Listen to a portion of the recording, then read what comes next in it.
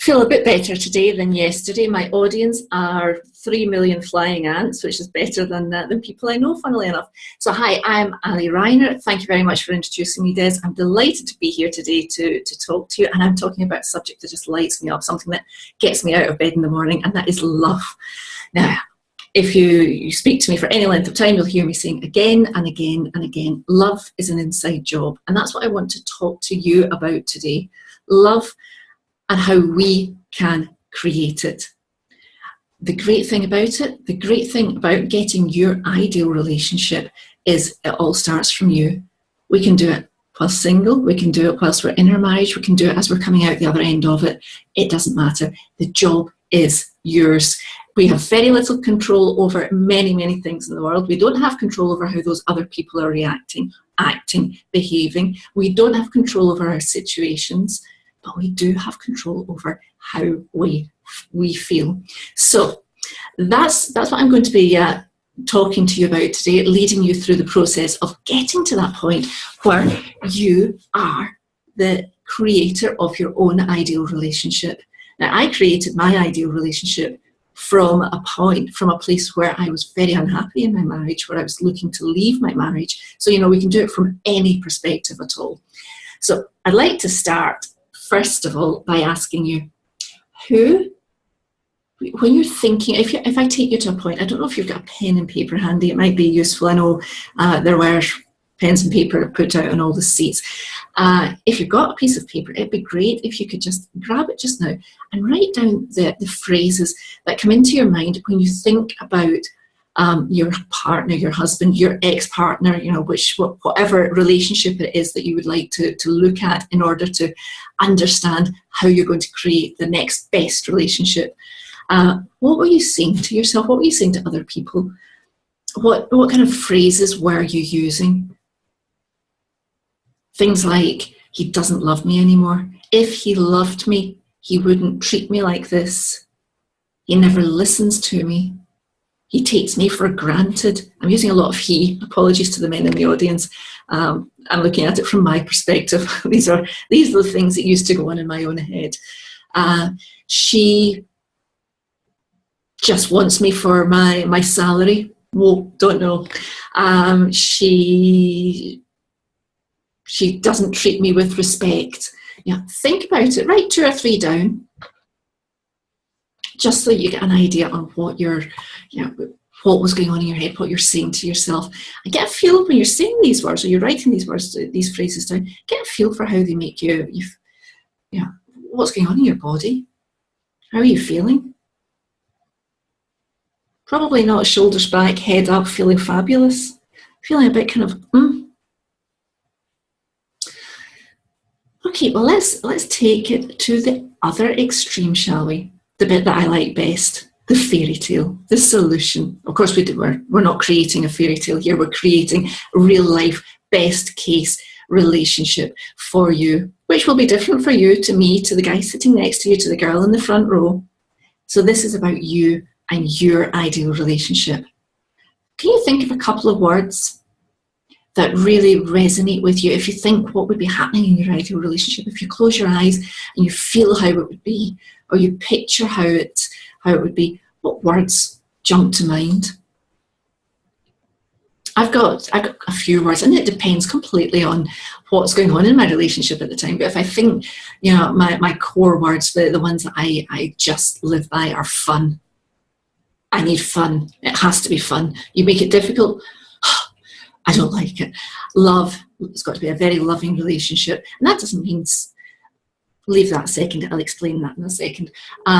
For me, another thing I've got is healthy. So what about you? Write a couple of down. Anyone want to share? Has anyone got the same ones as me? Anyone got loving? Respectful?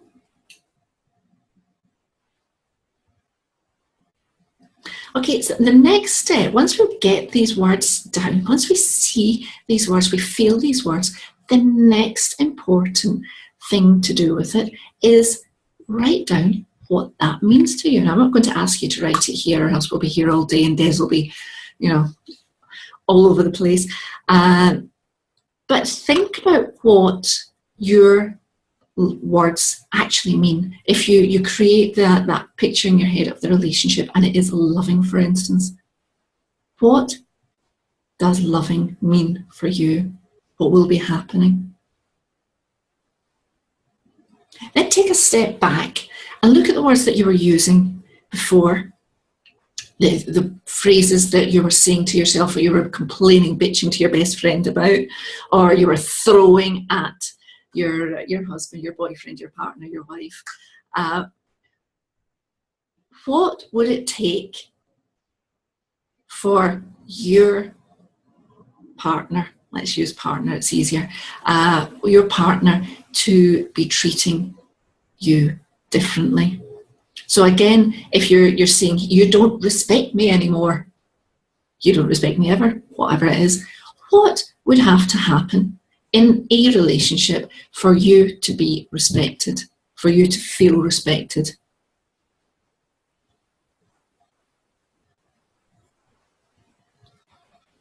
Now, are you wondering why I'm asking you these questions? You're wondering where I'm going with this? Well, what do you think my clients bring to me as the number one problem in their relationship? Any ideas? Communication. Communication is the biggie. It's the one that gets us, ties us in knots and throws us in the corner. It's the one that we spend so much time trying to control, trying to manipulate, trying to fix. Now we've got a way of fixing it, because now we're actually beginning to use the language, or understand the language that we're using. So let me go back to some of my words. I said, healthy for me is a really important word.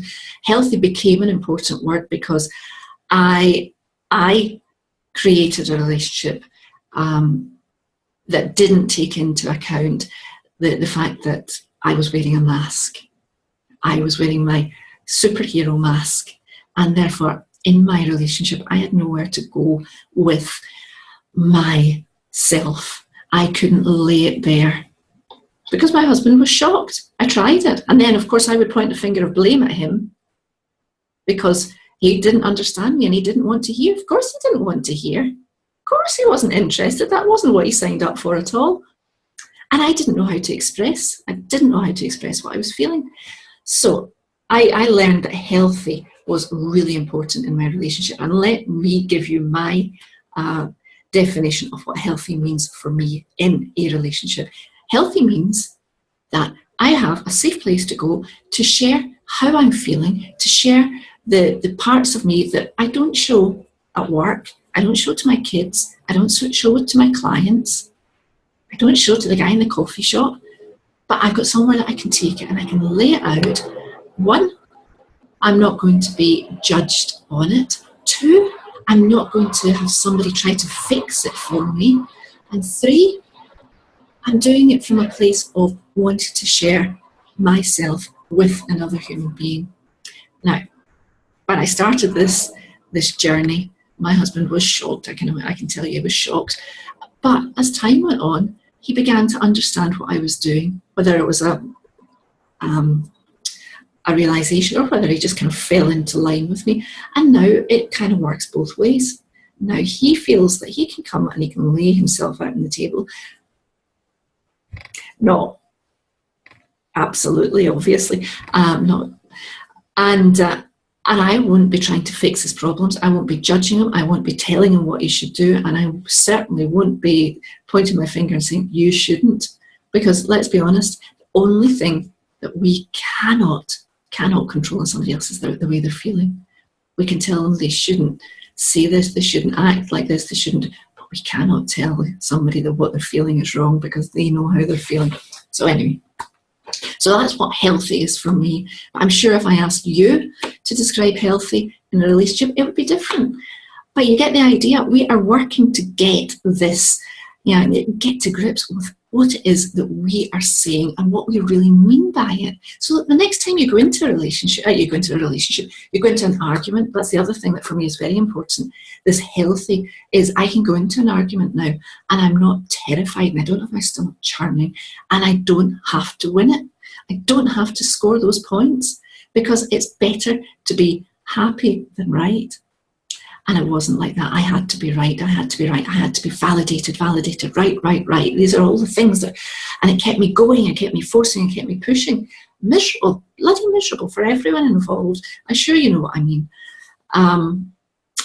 So we don't need to be validated by other people, but we do become very aware of what we are saying to ourselves and what it really means to us. And then the next time we go into a discussion, let's call it a discussion, not an argument, instead of saying, you don't love me, you can say, I don't feel loved because, and then you give your description of what love means.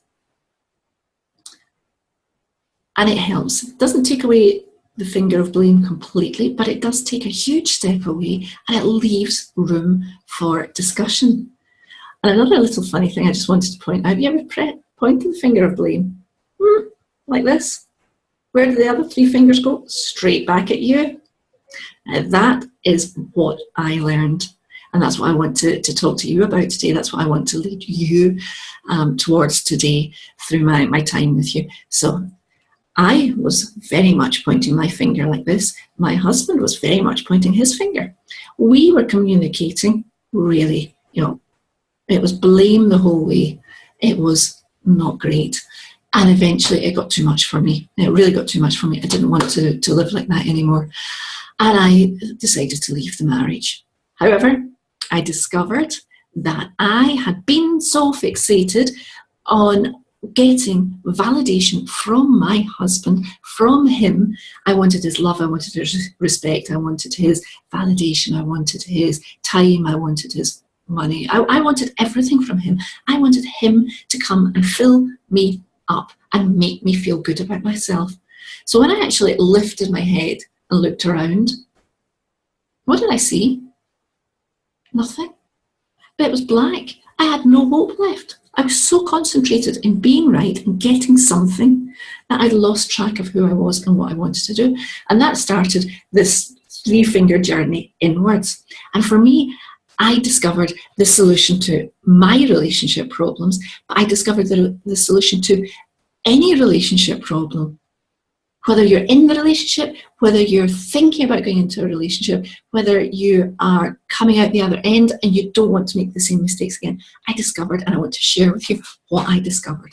So no matter how healthily you go into your relationship, and most of us don't start with the idea that if this goes wrong, I'm running for the hills. Most of us go in with the idea that it's going to be different to everyone else's. It's going to work. We've spoken, especially, nowadays we do get into relationships much later in life. We're not 18 anymore. I was in my 30s. We all know what we want from a relationship, and we've spent quite a lot of time working out what works and what doesn't work. So it comes as a shock when it starts to fall apart, doesn't it?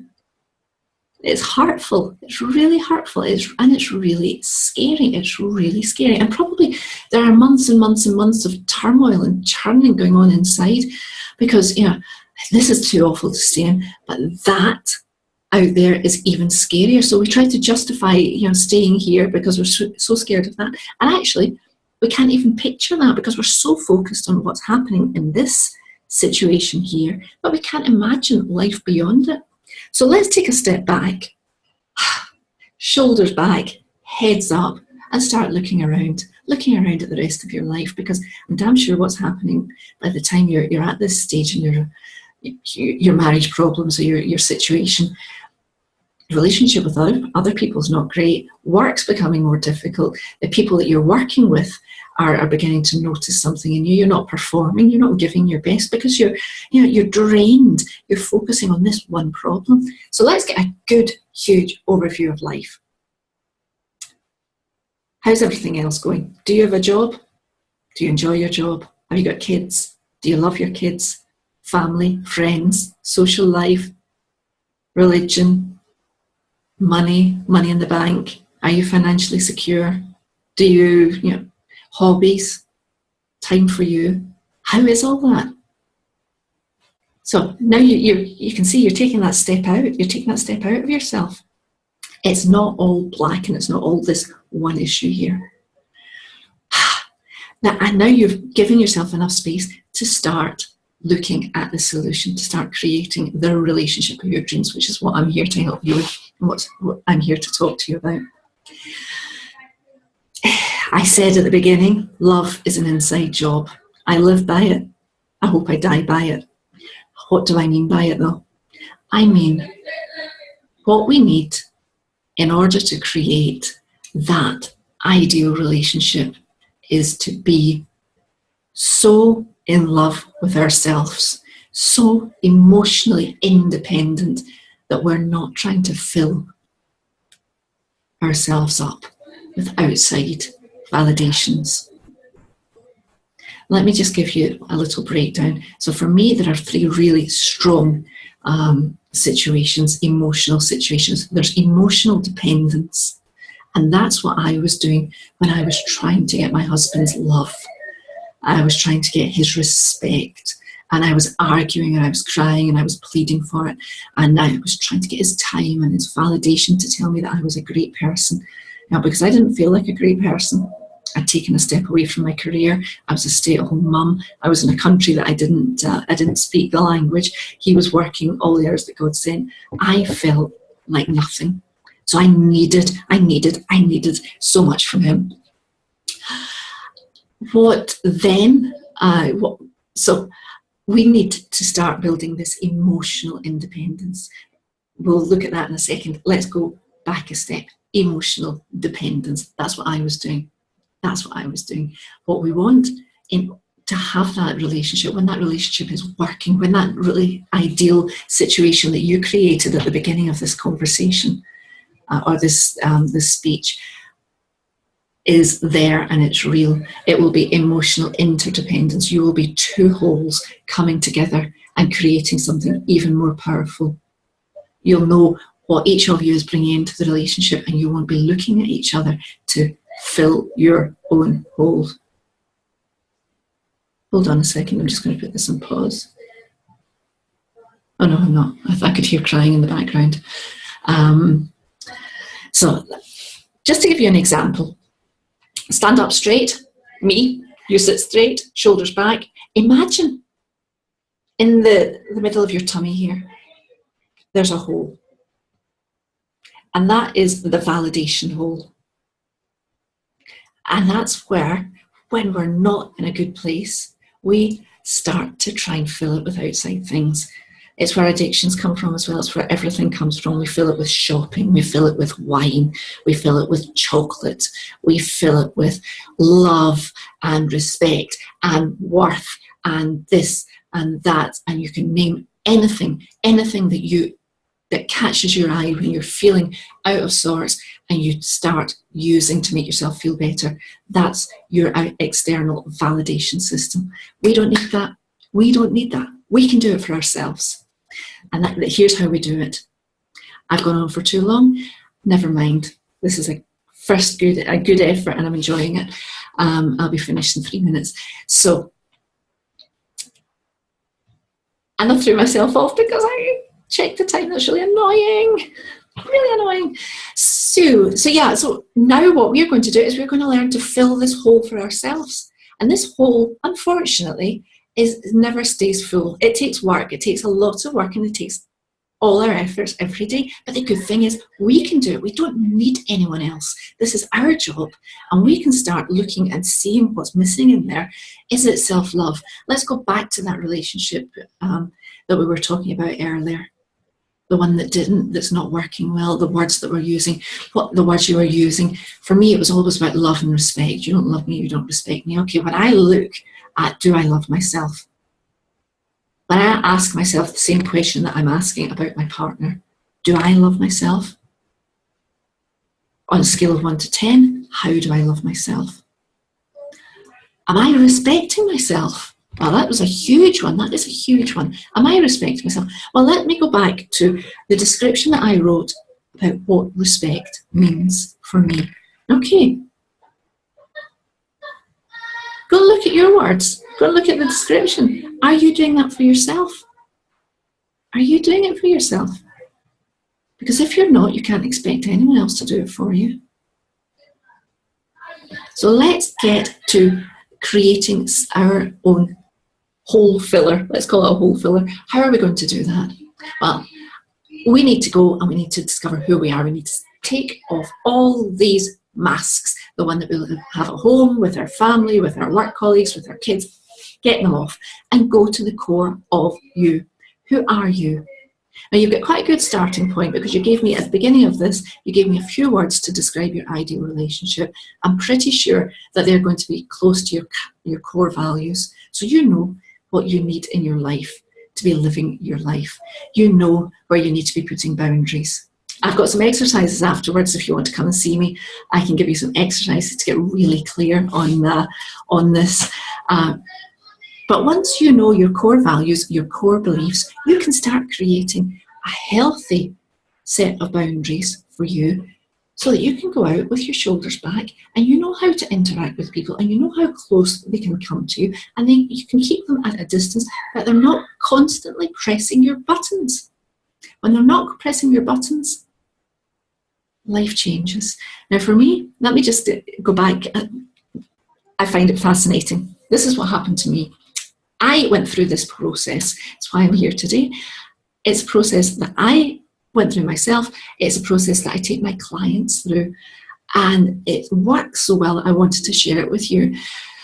When I went through it, not only did I have to admit that my marriage changed pretty dramatically. I didn't want to leave him anymore. I actually quite liked him. And as I stopped pointing my finger of blame at him, he stopped behaving in all the ways that I was complaining about. He didn't feel threatened anymore. So he didn't have to. He wasn't coming back at me. He wasn't on the defensive constantly. And actually all those other things I wanted that I went into the relationship with, the fun, the happiness, the safety, the security, they all started to come back. And I see it time and time and time again, whether I work with a client and she stays in a relationship and transforms it, or whether she really decides that no, this one has run its course, she's then ready to go into the next relationship and know what has to be done. And that's what I want to leave you with today. You have that. You can fill this hole yourself, and then you can take it to your relationship, and you are whole. You are so whole and you're so attractive. Your chin's up in the air, your shoulders are back. You are hugely attractive to anyone that looks at you. People want to know what it's all about. People are asking you what it's all about. How did you do it? What have you done? You look different. These are all the things that I hear. These are all the things that my clients tell me they hear. And what have they done? They have loved themselves to the extent that they wanted other people to love them. And that's what you can do too. And that is the point that you are then ready to turn back to your relationship, your marriage, or turn back to the dating field and put yourself out there, knowing that you are whole and that you are perfect as you are, and that anyone who gets you is bloody lucky. And you will attract the sort of person who also has his shoulders back, his chin up, and feels the same way about himself or herself. Because that's what we attract, what we are. So if you've got any questions, I'll happily talk to you outside. If you want any of the exercises, please come and see me afterwards. It's been an absolute pleasure to talk to you, an absolute delight to be here today. And thank you again for listening.